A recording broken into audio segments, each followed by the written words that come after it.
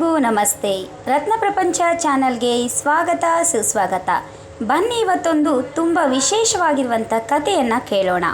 ಅದಕ್ಕಿಂತ ಮುಂಚಿತವಾಗಿ ಯಾರೆಲ್ಲ ನಮ್ಮ ಚಾನಲ್ನ ಸಬ್ಸ್ಕ್ರೈಬ್ ಆಗಿಲ್ವೋ ಈ ಕೂಡಲೇ ಸಬ್ಸ್ಕ್ರೈಬ್ ಆಗಿ, ಜೊತೆಗೆ ಈ ಕತೆ ನಿಮಗೆ ಇಷ್ಟ ಆದರೆ ಲೈಕ್ ಮಾಡಿ.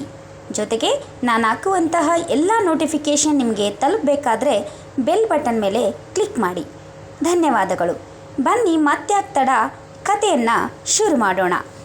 ಜೇನುಹುಳುಗಳು ತಮಗಾಗಿ ಸಿಹಿಯನ್ನು ತಯಾರಿ ಮಾಡಿರ್ತವೆ. ಆದರೆ ಕುದುರೆ ಓಡೋಡಿ ಬಂದು ಜೇನನ್ನು ತಿಂದ್ಬಿಡುತ್ತೆ. ಆಗ ಜೇನುಹುಳುಗಳಿಗೆ ಸಿಟ್ಟು ಬರುತ್ತೆ. ಸಿಟ್ಟು ಬಂದು ಆ ಕುದುರೆಯನ್ನೆಲ್ಲ ಕಚ್ಚಲಿಕ್ಕೆ ಶುರು ಮಾಡುತ್ತೆ.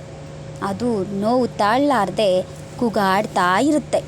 ಆಗ ಒಬ್ಬ ವ್ಯಕ್ತಿ ರಕ್ಷಣಾ ಇಲಾಖೆಗೆ ಕರೆಯನ್ನು ಮಾಡ್ತಾನೆ. ಆಗ ರಕ್ಷಣಾ ಇಲಾಖೆಯವರೆಲ್ಲರೂ ಬಂದು ಆ ಒಂದು ಕುದುರೆಯನ್ನು ರಕ್ಷಣೆ ಮಾಡೋದರಲ್ಲಿ ತೊಡಗ್ತಾರೆ. ನೀರಿನಿಂದ ಕುದುರೆಗೆ ಅಂಟಿದ್ದಂಥ ಜೇನುಹುಳುಗಳನ್ನೆಲ್ಲ ಓಡಿಸ್ತಾರೆ.